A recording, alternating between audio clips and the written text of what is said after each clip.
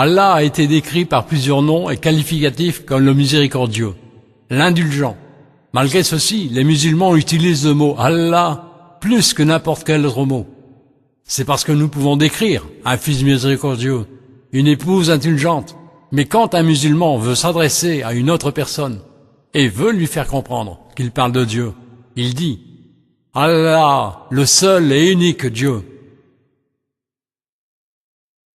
Le tout miséricordieux, le bienfaiteur, le sauveur, celui qui sait tout, celui qui écoute tout, celui qui voit tout, le juge, le juste, l'expert suprême, le magnifique, l'indulgent, le plus élevé, le plus grand, le protecteur, le grand, le généreux, le vigilant, celui qui exauce nos prières, le sage, l'affectueux, le majestueux, le résurrecteur, la vérité, le vigoureux, l'Éternel,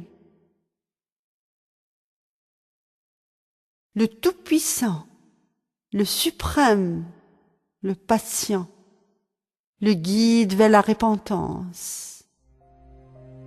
Quel est le but de la vie? Est-ce de jouir des plaisirs de ce monde, de manger, boire et de se reproduire? Le but de cette vie est une des questions les plus fondamentales, à laquelle la plupart des gens n'arrivent pas encore à répondre.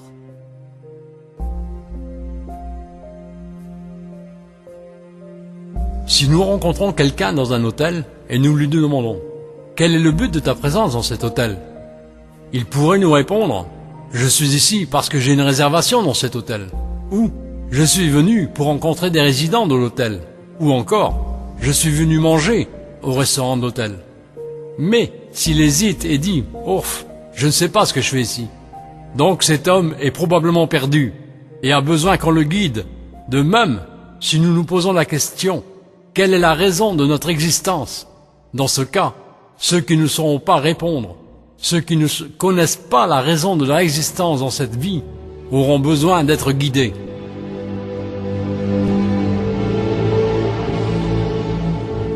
Allah dit dans le Coran, « Je n'ai créé les djinns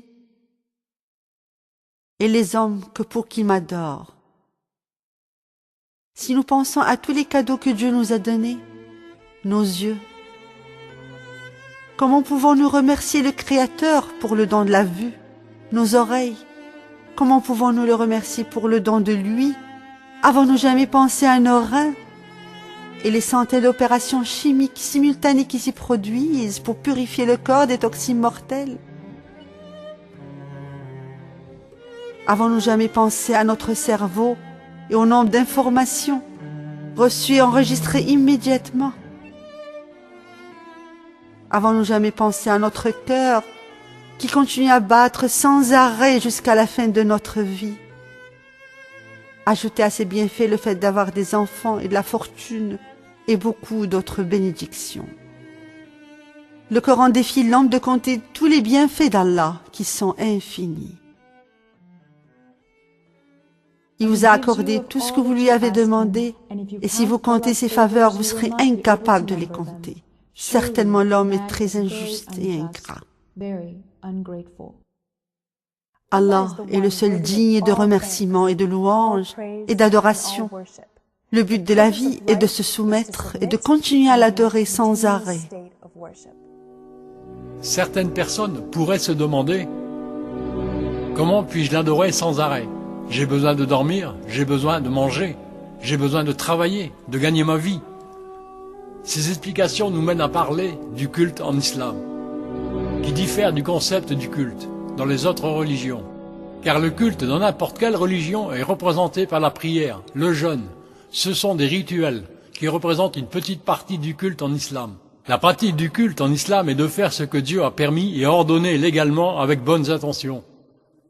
C'est-à-dire dormir peut être considéré comme une prière, et si c'est fait avec une bonne intention. Et ceci est écrit très clairement dans le Coran, car Allah décrit ceux qui prient volontairement et passent la nuit à prier, et en disant, ils dorment très peu la nuit. mais on fait et nous prions que lorsque nous sommes réveillés. J'aurais pu le comprendre comme ça. Il restait éveillé longtemps la nuit.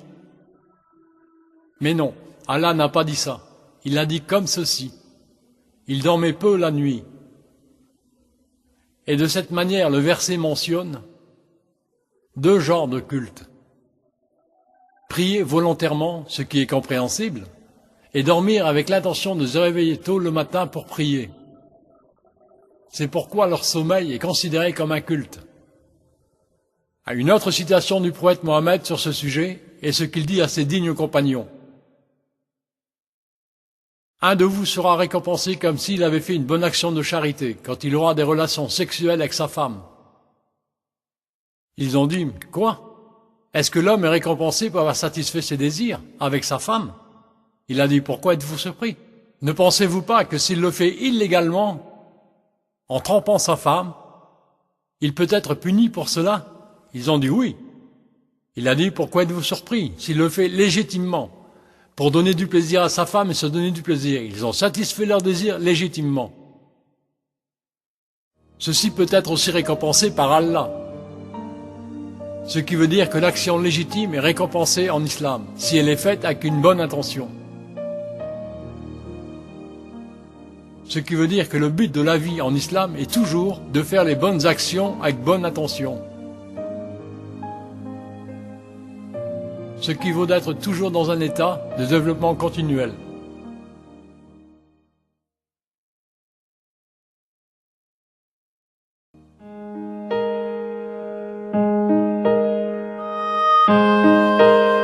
Les musulmans croient en l'existence des anges. Les anges sont créés de la lumière.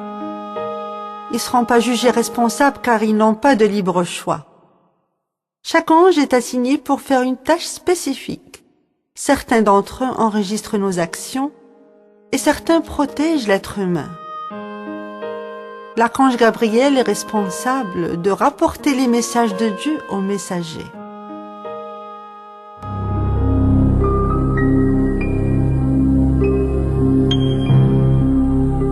Les musulmans croient en tous les livres d'Allah, comme les écrits d'Abraham, les psaumes de David, la Torah qui a été donnée à Moïse, l'évangile qui fut donné à Jésus-Christ, et le Coran qui fut envoyé à Mohammed, paix et bénédiction soient avec eux tous. Le Coran a accentué cette conviction et a mentionné la Torah comme une source de direction et de lumière. Certainement, nous avons fait descendre la Torah à Moïse, dans laquelle il y a guide et lumière. C'est sur ces bases que les prophètes qui se sont soumis à Allah, ainsi que les rabbins et les docteurs jugent les affaires des Juifs. L'Évangile a été mentionné aussi dans le Coran comme une source de direction et de lumière. Nous avons envoyé Jésus, fils de Marie, pour confirmer ce qu'il y avait dans la Torah avant lui. Et nous lui avons donné l'Évangile où il y a guide et lumière pour confirmer ce qu'il y avait dans la Torah avant lui. Les musulmans croient que l'archange Gabriel a donné des livres de Dieu parfaitement corrects aux messagers de Dieu.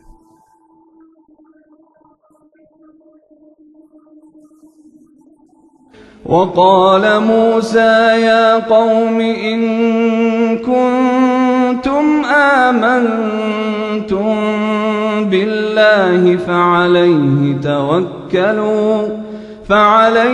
توكلوا إن كنتم مسلمين. Les musulmans croient aux écritures divines originales et aux livres divins qui ont été révélés aux messagers d'Allah dans leur texte d'origine, mais quand l'homme a commencé à les traduire, la contribution humaine a ajouté son mot, ce qui n'est pas divin. Donc les traductions ne peuvent être considérées comme divines. Ce qui veut dire que si une personne vous dit « Puis-je vous donner un Coran en français ?» corrige-le et dis-lui qu'il n'existe pas de Coran en français. Mais ce n'est qu'une traduction française du Coran. Le Coran est seulement le texte arabe. Et bien sûr, cela s'applique à tous les autres manuscrits. Le livre divin est le texte original sans sa traduction. Donc, aucune traduction ne peut être considérée comme divine.